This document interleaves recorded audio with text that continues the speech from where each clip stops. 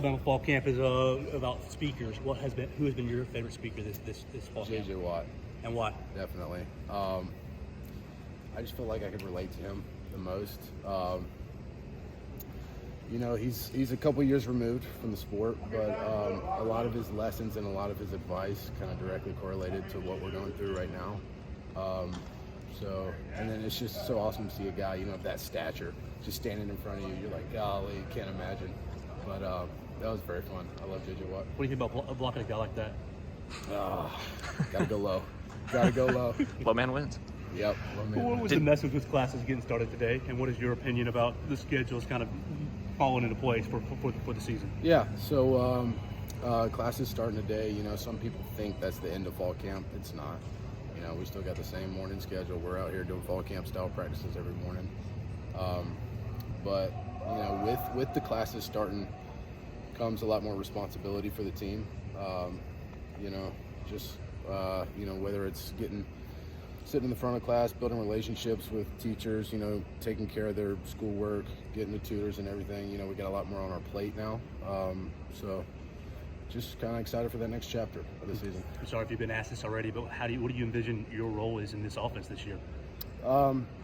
Like I said, whatever they throw at me, I'm more willing to do whatever it is. But, I see myself moving around a lot, a lot of perimeter blocking, a lot of crack blocks, whatever it is, I like to throw my body in there for the team. So. I want to ask you about one of your other coaches, not on the field, but Courtney Morgan. Obviously, he's a guy, kind of behind the scenes, leader for the coaching staff stuff. Do you have a relationship with him at all, and kind of what's he brought since he's come in? I'm not going to lie to you. I don't know him as well as I know Chap and Denzel and kind of some of the other guys. Sure. Just because he is kind of newer. But I guess I'll probably save that question for someone else. Sure. When I walked up, you were just talking about blocking on the perimeter. Obviously, there was less of that in last year's offense. How challenging has it been to get out in open space and hit moving targets a little bit more? It's always a challenge getting out there and blocking guys that are smaller, quicker, faster than you.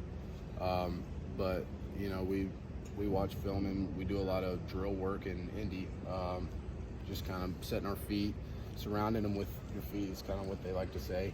And using your strength to your advantage once you get hands on. So makes you a better overall tight end. I would definitely. CJ, yesterday I saw Jalen Milroe hook the whole offensive skill group up with Beats headphones. Were you a part of that? Y'all were a part of that, right? And what does that just show you about the type of guy Jalen Milroe is as a leader, as a teammate, and just things of that nature? Is that a question for me or is that for CJ? Robbie, what do you think about the Beats headphones? The Beats headphones, it's been very fortunate at Bama that we've had a couple of star quarterbacks have a deal with Beats. So I'm on my third pair of Beats. Do they wear out that quickly? I don't know. I mean they're great pieces of technology. My dad has a pair. My girlfriend now has a pair. So